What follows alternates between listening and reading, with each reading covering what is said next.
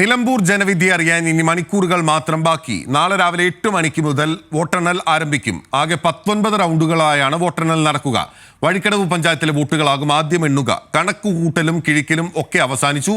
ഇനി ഫലമറിയാനുള്ള ആകാംക്ഷയിലാണ് മുന്നണികളും സ്ഥാനാർത്ഥികളും. UDF-ഉം LDF-ഉം PV അൻവറും വിജയപ്രതീക്ഷയാണ് പങ്കുവെക്കുന്നത്. നിലമ്പൂരിൽ നിന്ന് അജിത് ബാബുവാണ് നമുക്കൊപ്പം ചേരുന്നത്. അജിത്ത്, വലിയ പ്രതീക്ഷയോടെ മുന്നോട്ട് പോവുകയാണ് മുന്നണികൾ. അവരുടെ മുന്നോട്ട് പോക്കിന് ഏറ്റവും പ്രധാനപ്പെട്ട ഊർജ്ജമായി നിലമ്പൂർ മാറും എന്നുള്ളതാണ് അവർ അവകാശപ്പെടുകയും ചെയ്യുന്നത്. PV അൻവറിനും നല്ല പ്രതീക്ഷയുണ്ട്. ആരുടെ പ്രതീക്ഷ അസ്ഥാനത്താകും എന്നുള്ളത് ഈ മണിക്കൂറിനോടകം തന്നെ നാളെ വ്യക്തമാകുന്ന കാര്യമായിരിക്കും. പക്ഷെ അതിനു മുൻപുള്ള കൂട്ടലും കിഴിക്കലും എല്ലാം നടക്കുന്നുണ്ടല്ലോ. എന്താണ് അവസാന വട്ടത്തിൽ മുന്നണികളുടെ പ്രതീക്ഷകൾ? ഒപ്പം വോട്ടെണ്ണൽ തയ്യാറെടുപ്പുകൾ ഏത് വിധത്തിലാണ്?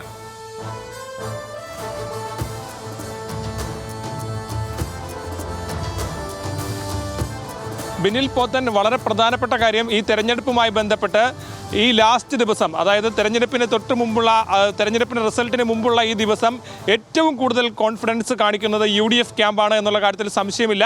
നമ്മൾ ഇന്നും UDF-ൻ്റെ നേതാക്കളോടൊക്കെ ബന്ധപ്പെടുമ്പോൾ ജയമല്ലാതെ മറ്റൊന്നും ഉണ്ടാവില്ല എന്ന് ഉറപ്പിച്ച് പറയുന്ന സാഹചര്യമാണുള്ളത്. ഒരു ഫുൾ ഓൺ കോൺഫിഡൻസിലാണ് UDF ക്യാമ്പ്.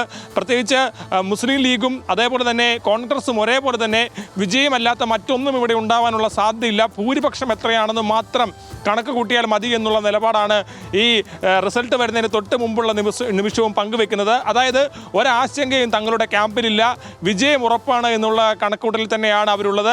നേരത്തെ തന്നെ 15,000 വോട്ടിന് വിജയിക്കുമെന്നുൾപ്പെടെയുള്ള കണക്കുകൾ വന്നതിന് പിന്നാലെ തന്നെ UDF ക്യാമ്പിൽ വലിയ തരത്തിലുള്ള പ്രവർത്തകരിലൊക്കെ തന്നെ വലിയ തരത്തിലുള്ള ആവേശം ഉണ്ടായിരുന്നു.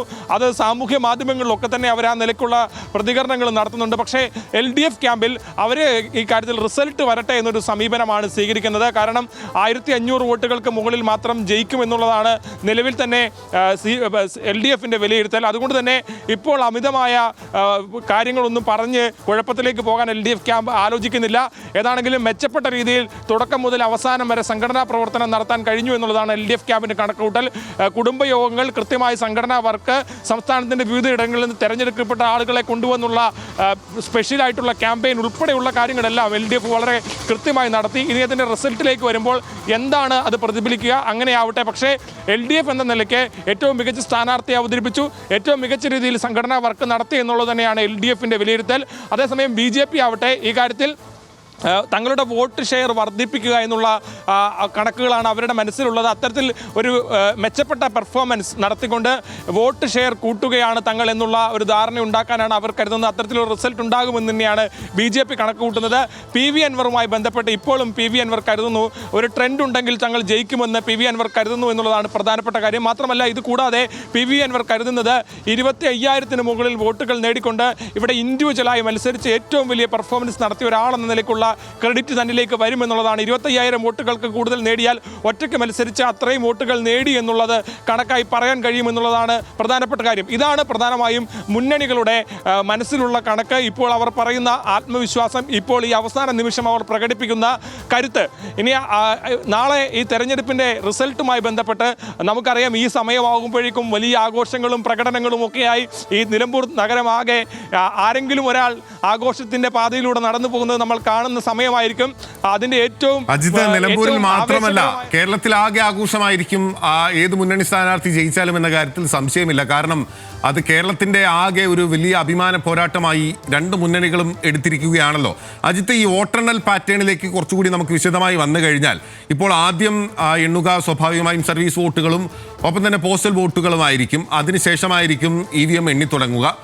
8:30 ആദ്യ ഫലസൂചനകൾ വരുമ്പോൾ അത് ഈ പോസ്റ്റൽ ബാലറ്റുകളുടെ പ്രീ വോട്ടർമാരുടെ ജനവിധി ആയിരിക്കുമല്ലോ, അവരുടെ തീരുമാനമായിരിക്കുമല്ലോ. അതിനുശേഷമായിരിക്കുമല്ലോ EVM എണ്ണി തുടങ്ങുമ്പോഴാണല്ലോ കൃത്യമായ ട്രെൻഡ് മനസ്സിലാക്കുക.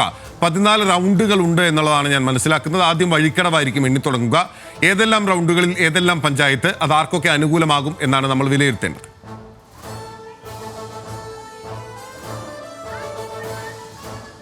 തീർച്ചയായും അതിൽ ഏറ്റവും പ്രധാനപ്പെട്ടത് ഈ വഴിക്കടവുമായി ബന്ധപ്പെട്ട കാര്യമാണ്. വഴിക്കടവിൽ LDF-ഉം UDF-ഉം അതേപോലെ തന്നെ PV അൻവറും ഒരേപോലെ പ്രതീക്ഷ വെക്കുന്ന പ്രദേശമാണ്. അതുകൊണ്ട് തന്നെ ഈ വഴിക്കടവ് എണ്ണി തുടങ്ങുന്നത് വളരെ പ്രാധാന്യത്തോടു കൂടിയാണ് എല്ലാ മുന്നണികളും കാണുന്നത്. കാരണം വഴിക്കടവിൽ PV അൻവർ തന്നെ പ്രതീക്ഷിക്കുന്നത് 7000 വോട്ടുകൾ അവിടുന്ന് തനിക്ക് ലഭിക്കുമെന്നുള്ളതാണ് PV അൻവറിന്റെ വിലയിരുത്തൽ. അതേസമയം LDF-ഉം മെച്ചപ്പെട്ട രീതിയിലുള്ള പെർഫോമൻസ് ഇത്തവണ വഴിക്കടവിൽ കാഴ്ചവെക്കാൻ കഴിയുമെന്ന് കരുതുമ്പോൾ UDF-ഉം സമാനമായി തന്നെ കാര്യങ്ങൾ കരുതുന്നു. അതായത് ആദ്യത്തെ ട്രെൻഡിന്റെ സൂചന നമുക്കിപ്പോൾ ബിന്നിൽ സൂചിപ്പിച്ച പോലെ തന്നെ EVM എണ്ണി തുടങ്ങിക്കഴിയുമ്പോൾ ഉണ്ടാകുന്ന ആദ്യത്തെ ഫലസൂചനയിൽ ഏത് തരത്തിലായിരിക്കും ഈ കാര്യങ്ങൾ പ്രതിഫലിക്കുക എന്നുള്ളത് കൃത്യമായി അറിയാൻ കഴിയുന്നത് വഴിക്കടവ് എണ്ണിക്കഴിയുമ്പോൾ ആയിരിക്കും. അതുകൊണ്ട് തന്നെ വഴിക്കടവ് വളരെ നിർണായകമാണ്. ഇതിൻ്റെ ഒരു ട്രെൻഡ് മനസ്സിലാക്കാൻ എങ്ങനെയാണ് ഈ തെരഞ്ഞെടുപ്പ് പ്രതിഫലിക്കുക എന്നറിയാൻ വഴിക്കടവിൻ്റെ സാധ്യത വളരെ പ്രധാനപ്പെട്ടതാണ് എന്നുള്ളതാണ് കരുതേണ്ടത്. മാത്രമല്ല 4ാം റൗണ്ട് LDF ലീഡ് തുടരുകയാണെന്നാൽ അത് സ്വരാജിന് പോസിറ്റീവായിട്ട് കരുതേണ്ടി വരും. കാരണം 4ാം റൗണ്ട് വരെയുള്ള ഒരു തുടർച്ചയായുള്ള തുടക്കം മുതൽ ഒരു ലീഡ് ഉയർത്താൻ കഴിഞ്ഞാൽ അത് വലിയ തരത്തിൽ പോസിറ്റീവായിട്ട് LDF ക്യാമ്പിന് വരും എന്നുള്ള കാര്യത്തിൽ സംശയമില്ല. അതേസമയം തുടക്കം മുതൽ UDF ക്യാമ്പാണ് ഇത്തരത്തിൽ ലീഡ് ഉയർത്തുന്നതെങ്കിൽ അത് മറ്റൊരു തരത്തിലുള്ള ട്രെൻഡിനും വഴിവെക്കും. പ്രത്യേകിച്ച് ഈ നിലമ്പൂർ ഉൾപ്പെടെയുള്ള നഗരസഭാ പ്രദേശങ്ങൾ ഉൾപ്പെടെ LDF-ന് വലിയ പ്രതീക്ഷ നൽകുന്ന സ്ഥലങ്ങളാണ്. അവിടെ എണ്ണുമ്പോൾ ഈ സ്വാഭാവികമായും പിന്നിൽ പോയാലും തിരിച്ചു കയറി വരാൻ കഴിയുമെന്നുള്ളൊരു കണക്കുകൂട്ടലടക്കം LDF-നുണ്ട്. അതുകൊണ്ട് ഈ വോട്ടിംഗ് എണ്ണുന്ന പാറ്റേൺ അത് തന്നെ നമുക്ക് ഇതിലൊരു ട്രെൻഡിൻ്റെ അടിസ്ഥാനത്തിലായിരിക്കും. അതുപോലെ ഒരു ഈക്വൽ ഫൈറ്റ് ആയിരിക്കുമോ എന്ന് പറയാൻ കഴിയില്ല. 2 സാധ്യതകളാണ് ഇതിൽ പ്രധാനമായും ഉള്ളത്. ഒന്നെങ്കിൽ ഏതെങ്കിലും ഒരു വലിയ ട്രെൻഡ് ഇവിടെ പ്രവർത്തിച്ചിട്ടുണ്ടാകും, ആരും കാണാത്ത ഒരു അടിയൊഴുക്കുണ്ടായിരിക്കും, അതിനനുസരിച്ച് ഒരു ഏകപക്ഷീയമായ റിസൾട്ട് വരാനുള്ള സാധ്യതയുണ്ട്. അല്ലെങ്കിൽ ഒരു നെക്ക് ടു നെക്ക് ഫൈറ്റ്, ഓരോ സ്ഥലങ്ങൾ എണ്ണുമ്പോഴും മറ്റൊരാൾ ലീഡ് ചെയ്യുന്ന തരത്തിലേക്കുള്ള ഒരു ഫൈറ്റ് ഉണ്ടാവാനുള്ള സാധ്യതയുണ്ട്. അങ്ങനെയാണെങ്കിലായിരിക്കും ഒരു വലിയ തരത്തിലുള്ള ആവേശത്തിലേക്ക് ഈ തെരഞ്ഞെടുപ്പ് മാറുന്നതും അതിൻ്റെ സാധ്യതകൾ മാറുന്നതും എന്നുള്ള കാര്യത്തിൽ ഏറ്റവും എടുത്തു പറയേണ്ടതുണ്ട്. 13, 14, 15 റൗണ്ടുകളാണ് നിലമ്പൂർ നഗരസഭ പ്രദേശം എണ്ണുന്നത്. ഇവിടെയാണ് LDF പ്രധാനമായും അവർക്ക് ലീഡ് ഉണ്ടാകുമെന്നുൾപ്പെടെ കരുതുന്ന പ്രദേശം. 16 മുതൽ 19 വരെയുള്ള UDF-നും LDF-ഉം തമ്മിൽ വലിയ വ്യത്യാസമില്ലാത്ത സ്ഥലങ്ങളാണ്. അപ്പോൾ ഇവിടെ ഇത്തരത്തിൽ എണ്ണുമ്പോൾ ഈ പ്രദേശങ്ങളിൽ ലീഡ് ഉയർത്താൻ കഴിഞ്ഞാൽ, ഏതെങ്കിലും ലീഡ് പിടിക്കാൻ കഴിഞ്ഞാൽ അത് 2 മുന്നണികൾക്കും ഉപകാരമായിരിക്കും എന്നുള്ളതാണ് പ്രധാനപ്പെട്ട കാര്യം. അതുപോലെ തന്നെ ഞാൻ നേരത്തെ സൂചിപ്പിച്ച പോലെ അതായത് അതിലേക്ക് വരുന്നതിന് മുമ്പ് അജിത്ത് ഒരു സംശയമുള്ളത്, ഇപ്പോൾ ഈ വഴിക്കടവാണല്ലോ ഏറ്റവും പ്രധാനപ്പെട്ടതായി ചൂണ്ടിക്കാട്ടുന്നത്. അത് ലീഗ് UDF ഭരിക്കുന്ന ഒരു പഞ്ചായത്താണ്. അപ്പോൾ വഴിക്കടവിൽ നിന്നാണ് നിലമ്പൂരിലെ ഈ ഉപതെരഞ്ഞെടുപ്പിൽ PV അൻവർ ഏറ്റവും കൂടുതൽ വോട്ട് പ്രതീക്ഷിക്കുന്ന ഒരു പഞ്ചായത്ത് എന്ന് പറയുന്നത്. അവിടെ PV അൻവറിന് വലിയ രീതിയിൽ വോട്ട് പിടിക്കാനായാൽ അത് UDF-ന്റെ പ്രതീക്ഷകളെ തന്നെയാണ് സാരമായി ബാധിക്കുക. അല്ലെങ്കിൽ ആ വിധത്തിലായിരിക്കും നമ്മൾ അതിനെ വായിച്ചെടുക്കേണ്ടി വരിക. കൂടുതൽ റൗണ്ടുകളിലേക്ക് വരുന്നതിന് മുൻപ് തന്നെ 8-ഓടുകൂടി വഴിക്കടവിൻ്റെ കാര്യത്തിൽ ഒരു തീരുമാനം നമുക്കറിയാമല്ലോ. അപ്പോൾ PV അൻവർ പിടിക്കുന്നില്ലെങ്കിൽ അത് UDF-ന് അനുകൂലമായിട്ടൊരു ട്രെൻഡാണ് വഴിക്കടവിൽ ഉണ്ടായിട്ടുള്ളത്. അവിടെ വലിയ ഭൂരിപക്ഷം നേടാനായി കഴിഞ്ഞാൽ ആ പോളിംഗിൽ ഉടനീളം, കൗണ്ടിങ്ങിൽ ഉടനീളം UDF-ന് ഒരു ആധിപത്യം ഉണ്ടാകും എന്ന വിധത്തിലാണ് മനസ്സിലാക്കേണ്ടത്. യഥാർത്ഥത്തിൽ അൻവർ ഫാക്ടർ ഉണ്ടോ എന്നുള്ളത് വഴിക്കടവിൽ നിന്ന് അറിയാം അല്ലേ, അതിന്റെ സൂചന? അതുതന്നെയാണ് പിന്നിൽ പ്രധാനപ്പെട്ട കാര്യം. ഈ തെരഞ്ഞെടുപ്പിലെ നമ്മൾ ഏറ്റവും നിർണായകമായ ഫാക്ടറായിട്ട് കണക്ക് കൂട്ടുന്നത് PV അൻവറിനെയാണ്. PV അൻവർ തന്നെ പറയുന്നത് PV അൻവറിന് 7000-ൽ അധികം വോട്ട് കിട്ടാൻ സാധ്യതയുള്ളത് വഴിക്കടവിൽ നിന്നാണെന്നാണ്. അതുകൊണ്ട് തന്നെ വഴിക്കടവ് എണ്ണിക്കഴിയുമ്പോഴുകൂടി എന്താണ് PV അൻവറിൻ്റെ റോൾ, എത്രമാത്രമുണ്ട് PV അൻവർ ഫാക്ടർ എന്ന് കണക്ക് കൂട്ടാൻ കഴിയും. അത് ഒരു 2000-3000 വോട്ടിലേക്ക് പോലും എത്തുന്നില്ല എന്നുള്ള സാഹചര്യമാണ് ഉള്ളതെങ്കിൽ ചിലപ്പോൾ ഇത് ഏത് മുന്നണിയാണ് ബാധിക്കുന്നതെന്ന് പറയാൻ കഴിയില്ല. പക്ഷേ അവിടെ പ്രത്യേകിച്ചൊരു 1000-ന് മുകളിലേക്കൊക്കെ എത്തുന്ന സാഹചര്യം ഉണ്ടാകുമെന്ന് ഉറപ്പായും ഏതാണെങ്കിലും കരുതാൻ കഴിയും. കാരണം വഴിക്കടവിലെ എല്ലാ ബൂത്തുകളിലും, എല്ലാ സ്ഥലങ്ങളിലും ബൂത്തുകൾ ഉൾപ്പെടെ ഉണ്ടായിരുന്നു PV അൻവറിന്. അതുകൊണ്ട് തന്നെ അത്തരത്തിലൊരു ഏറ്റവും പരിതാപകരമായ ഒരു സാഹചര്യം ഉണ്ടാവില്ല എന്ന് തന്നെയാണ് അവിടുത്തെ സാഹചര്യങ്ങൾ കാണുമ്പോൾ മനസ്സിലാകുന്നത്. അപ്പോൾ അത് ആരുടെ വോട്ടാണ് പിടിക്കുക എന്നുള്ളതാണ് പ്രധാനപ്പെട്ട കാര്യം. അതിൽ 2 സാധ്യതകൾ പ്രധാനമായും മുന്നണികൾ കണക്ക് കൂട്ടുന്നുണ്ട്. ഒന്ന്, ഈ LDF-ന്റെ ക്യാമ്പുകളുമായി ബന്ധപ്പെട്ട് വലിയ സ്വാധീനം PV അൻവറിനുണ്ട്. പ്രത്യേകിച്ച് ഈ സന്ദർശന ദിവസം, ഈ തെരഞ്ഞെടുപ്പിൻ്റെ ദിവസം ആകമാനം ആദ്യം തൻ്റെ ബൂത്തിൽ ചെല്ലുകയും അതിന് തൊട്ട് പിന്നാലെ LDF-ന്റെ വീട്ടിൽ പോയി അവിടുത്തെ പ്രവർത്തകരെ കാണുകയും ചെയ്യുന്ന ഒരു രീതിയായിരുന്നു PV അൻവർ സ്വീകരിച്ചത്. അതുകൊണ്ട് തന്നെ PV അൻവർ തന്നെ പറയുന്നത് താൻ കൂടുതലായി വോട്ട് പിടിക്കുക LDF ക്യാമ്പിൽ നിന്നാണെന്നാണ്. അതുകൊണ്ട് തന്നെ അങ്ങനെ വോട്ട് പിടിച്ചാൽ അത് UDF-നായിരിക്കും പ്രയോജനം ചെയ്യുക എന്നുള്ള കാര്യത്തിൽ സംശയമില്ല. മാത്രമല്ല ഇതിൽ പ്രധാനപ്പെട്ട മറ്റൊരു കാര്യം, അതേസമയം തന്നെ UDF-ന്റെ വോട്ടുകളിലേക്കും അൻവറിന് കടന്നു കയറാൻ അവിടെ സാധിച്ചിട്ടുണ്ടോ എന്നുള്ളത് പ്രധാനപ്പെട്ട കാര്യമാണ്. അജിത്ത് ചൂണ്ടിക്കാട്ടിയതനുസരിച്ച് അവിടെ ഏറ്റവും കൂടുതൽ അൻവർ പ്രതീക്ഷ വെക്കുന്നത് വഴിക്കടവ് പഞ്ചായത്ത് തന്നെയാണ്. വഴിക്കടവ് എന്ന് പറയുന്നത് നാടുകാണി, പന്തല്ലൂരിൽ നിന്ന് നാടുകാണി വഴി കേരളത്തിലേക്കുള്ള എൻട്രിയാണ്. കേരളത്തിൽ വെൽക്കം ടു കേരള എന്ന് വെച്ചിരിക്കുന്ന സ്ഥലമാണ്, ബോർഡ് വെച്ചിരിക്കുന്ന സ്ഥലമാണ്.